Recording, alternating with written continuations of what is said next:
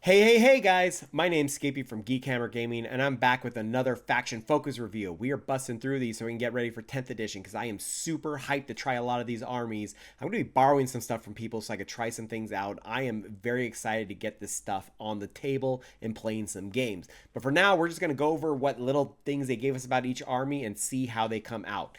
Today, we are talking about the Death Guard, Mortarian's Sons, the Rotted Brotherhood, Nurgle's Blessed Children. The Death Guard are an army of Chaos Space Marines who have embraced Nurgle's gift to their foremost and spread the love of Papa Nurgle to all those, whether they want it to or not. I am a big fan of this faction. They have seen a lot of love in the last few years, ever since the beginning of 8th edition when they got their refresh on their army. I love the way they look, even though they're very gross looking. But it's a cool army, and I'm glad they exist in the game. I am a big fan. So let's look at some rules. So let's talk about Nurgle's gift. This is the rule you get if you're a pure Death Guard army. So it's an aura that everyone has that when an enemy unit is within contagion range of this unit, subtract 1 for the toughness characteristic. This is a big deal. This makes your guns that are pretty much the same as everyone else's guns way more effective because -1 toughness is a giant deal, especially in anti-infantry fights, because you're taking T4 to T3. So it's essentially +1 to wound. You're taking T3 to T2. That's another +1 to wound with your just bolters and stuff like that. And it's a giant deal when you get close to people because all of a sudden they're going to have a tough time surviving with all the extra wounds you're going to get. And you're going to see how much more extra wounding they're going to get in the army. So the contagion range is different throughout the game. In the first battle round, it's a 3-inch aura around everyone. In the second battle round, it's 6-inch aura, and then from the third battle round onwards, it's a 9-inch aura. That is a 9-inch aura is a lot of range. So by the time your slow ass army makes it across the battlefield, all of a sudden you're going to be doing a lot of damage in combat. So let's look at the detachment rule. This is for the Plague Company. This is spread the sickness. Get down with the sickness. If you control an objective marker at the end of your command phase and a Death Guard unit from your army is within range of that objective marker, that objective is said to be infected and remains under control even if there are no models within range of it. So another one of those sticky objectives where if you control it, you can move on and leave it behind. As long as the enemy doesn't get past you and get to that objective, it's yours. In addition, while objective marker is infected and under your control, it has the Nurgle's gift ability as if it was a unit from your army. That's a giant deal. So especially when you're fighting over midfield objectives, like say you move up into one of those midfield objectives and the enemy army has the audacity to charge you into your objective, you get Nurgle's contagion around it. So this is a big deal for things like if they're standing just outside the objective ready to charge you, or they made it close and they haven't been able to take it yet and you get them within contagion range and you shoot them off. Or say if you have some allied Nurgle demons on there and they get into combat with you, it's still yours, but the objective is now a Death Guard unit from your army and it's given that -1 toughness when the Nurgle demons won't be doing that. Again, this is super cool. It's somewhat flexible, especially with allies. I like that a lot.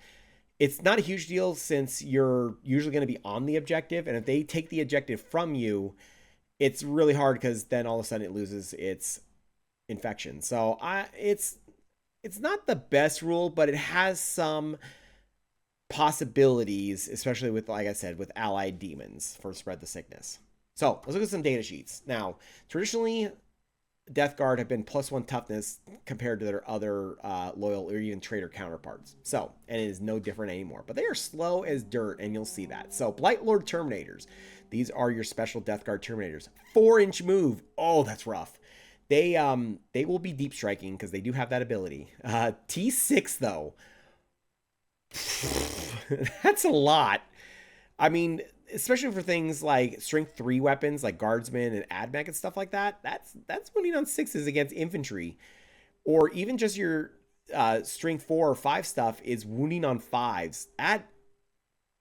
That's rough. That is super rough. Death Guard have always been a thorn in my side because it's just so hard to get damage on them because I play a lot of shooting armies. I don't know if you know that. I like shooting things. 2-up save as a Terminator would, 3 wounds as a Terminator would, 6-up leadership, and 1 objective controlled. So I The stat line looks very Death Guard to me with the -1 movement but the +1 toughness. So they basically do that trade off for most of their data sheets usually. So let's look at their core abilities. So they have Deep Strike, as all good Terminators should. They have Nurgle's Gift, but Blistering Fusillade. Each time a model in this unit makes a ranged attack, if it targets the closest eligible enemy unit, re-roll a wound of 1. That is a good ability for them to have because, first of all, you get close to them, they're -1 toughness. So you're usually on +1 to wound depending on what their toughness is. Then on top of that, you're getting reroll 1s. You're going to be doing a lot of wounds to people and make them take a lot of saves. So they also have a 4-up invulnerable save. So let's look at their bevy of ranged weapons. So they do have a Plague Combi Bolter, which does have lethal hits. So this is like, I'm assuming the Nurgle thing that's going to be around, where they're going to be doing a lot of auto wounds, which feels good. That's the way Nurgle should be. They just get the wounds through, you know what I mean? So, Plague Combi Bolter, which has lethal hits and rapid fire 2. Otherwise, is a standard bolter, 2 attacks hitting on 3, strength 4, AP 0, 1 damage. They have a Plague Spear, which is their special flamer, which is anti-infantry 2+. Whoo, that's a ow. So 12-inch range, D6 attack, string 5 -1, 1 damage. But anti-infantry 2+, like, doesn't matter what their toughness is. Take some saves, yo. Take some saves. The Reaper Autocannon, which has devastating wounds, sustain hits 1. So you're doing some mortal wounds and you're getting exploding 6s. So 4 attacks, hitting on 3s, string 7 -1, 1 damage. So it's already a decent strength. You're usually wounding on 2s if you get close enough to an enemy infantry unit. So again, this feels pretty good. You just got to make it to combat. You just got to make it close to people and you'll be wrecking them.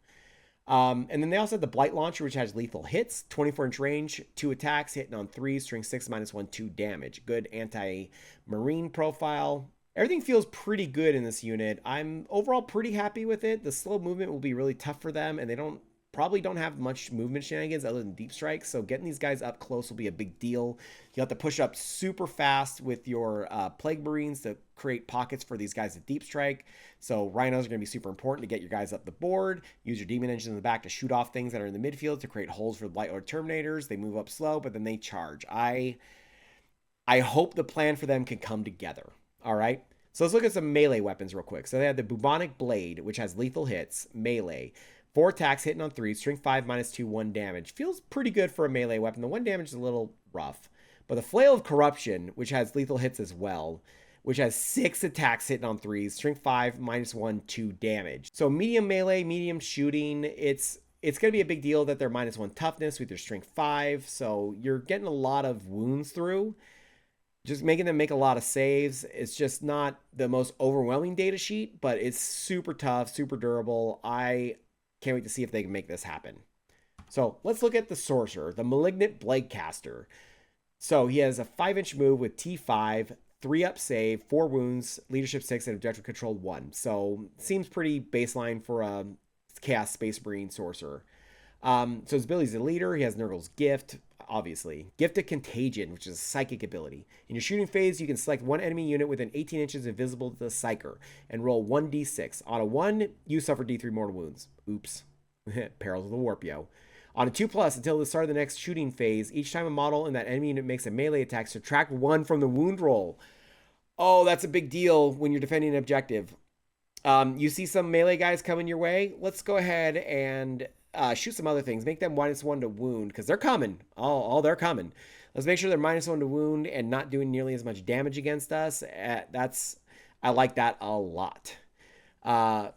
Pestilent Fallout, another psychic ability. In your shooting phase, after this model has shot, if one or more of those attacks made with its Plague Wind scored a wound against an enemy infantry unit, until the start of the next turn, subtract 2 from that unit's move characteristic and subtract 2 from the advance and charge rolls made for that unit.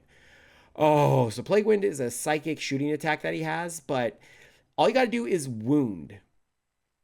All you have to do is score a wound. That is good. That is rough for enemy units. -2 to move, advance, and charge.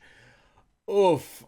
Oh, like, and this Plague Wind is 12 inches, so you'll be decently close, but honestly, going down to like 4-inch move when you're 12 inches away, you're at 8, and then you have -2 to charge. You can fail that 8-inch charge that's in the realm of possibility. And if you're sitting behind some like Terminators, like they may not make it in, your Terminators will fight back. Like that's, I like it a lot.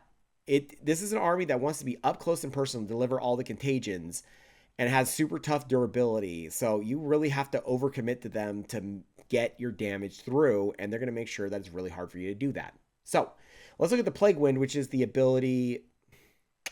So let's look at Plague Wind, which is the psychic shooting attack that gives you that -2 to move, advance, and charge. So it has two modes, a focused, nah. So it has two modes, which is a regular version and a hazardous version, but both of them are psychic and they're torrents, so they're flamer weapons that auto hit. So already good. D6 attacks for the regular version, string 4 -1 D3 damage. So string 4 is a little rough to get some wounds through. If they're close enough to be in contagion range, then you'll get more wounds through. You just got to get one. You just got to hope for the best. But the focus Witchfire, which is the hazardous one, is D6 plus 3 attacks, hit strength 6 -2 D3 damage. So that one's going to be a lot easier to do because you get more shots and it's strength 6. And if they're in contagion range, you're usually wounding that stuff on 2s against infantry. I like it. Seems good. You've got a Plague Bolt Pistol, which is lethal hits. So it seems like a lot of their regular bolt weapons are just going to have lethal hits attached to them. But it's otherwise the same thing. Hitting on 3s, 1 attack, string 4, AP 0, 1 damage. So it'll be nice to get some auto wounds and force a lot of saves on enemy units. Melee weapons, he has a Corrupted Staff, which is lethal hits and psychic, which is 4 attacks hitting on 3s, string 6, -1 D3 damage. D3 is a little rough, but lethal hits means you're going to be getting a lot of wounds through and they're going to have to be taking a lot of saves, which is what the Death Guard army wants to do. So let's look at some weapons. This is the Plague Burst Mortar on the Plague Burst Crawler. This is a infamous weapon for being a mortar that shoots way behind your lines of fire and just rains down death on people. So it has blast, indirect fire, and lethal hits. Oof. So extra hits against big units, indirect fire so you can fire at things you're not looking at, and lethal hits so you get a lot of wounds through. 48-inch range, D6 plus 3 attacks base. That's a lot. And then blast, that's a lot of shots. Hitting on 3s, strength 8, -1, 2 damage. So the AP and damage is not the best, but you have a lot of shots coming through. You're going to be forcing a lot of saves. And then Spore Lace Shockwaves is an ability this thing has. In your shooting phase, after the model has shot, if one or more of those attacks made with the Plague Burst Mortar scores a hit against an infantry unit, that infantry unit makes a battle shock test. All you got to do is hit them once. One hit, and they're taking battle shock, which you're raining down death on an objective marker, and all of a sudden they're like, oh, I don't hold this anymore. I count as 0. I don't have this objective. That's a great way for this army to make sure that the enemy is losing objectives since you're slow to get there and be able to score some more primary points on your way up the board. Again, I think this one's going to see a lot of play. I like it a lot. This is going to help Death Guard really score some extra objectives. So let's look at a stratagem. This is Sanguous Flux. Oh, jeez, the names in Nurgle stuff always get me. So using the fight phase, when one Death Guard unit from your army has not been selected to fight this phase. Until the end of the phase, weapons equipped by models of that unit have sustained hits 1 ability. While this unit is within range of an effective objective marker you control, they have sustained hits 2. Oh, man, that's a lot of extra hits if you're fighting over an objective. If someone comes in and you're just like, they hit you and don't do anything because you're Death Guard and you don't die, you're like, okay, guess what? I'm going to fight now and I'm going to have sustained hits 2. That's a lot of extra hits, and a lot of those are lethal hits. So again, you're getting a lot of wounds, a lot of hits. You're doing some damage to some people, which is exactly what you want to be doing, forcing them to make a lot of saves. So thank you guys for coming out. I had a blast as always talking Death Guard. I am curious to see how this army plays out. The Nurgle's Gift, as we know from last edition, is a pretty good ability for them to have and be able to give -1 toughness out like candy. And it really helps them cause a lot of wounds, which is what Nurgle's known for, is making you make a lot of wounds and making them take a lot of saves. Spread the Sickness is kind of an interesting detachment rule. I hope the stratagems really make up for what they have in there, because the one they showed is really good. And I hope the other ones really do help, because Spread the Sickness is kind of... It has its uses, but usually it's going to be like they're -1 toughness. Oh, but they have the objective now, so it's no longer infected. So I'm curious how that's going to work, my guys. So Thank you as always for coming out. I had a freaking blast. Don't forget to like and subscribe. It really helps me get these videos out on time to you guys because I got to justify all this stuff that I do. So thanks for coming out, my guys, and I'll catch you guys next time.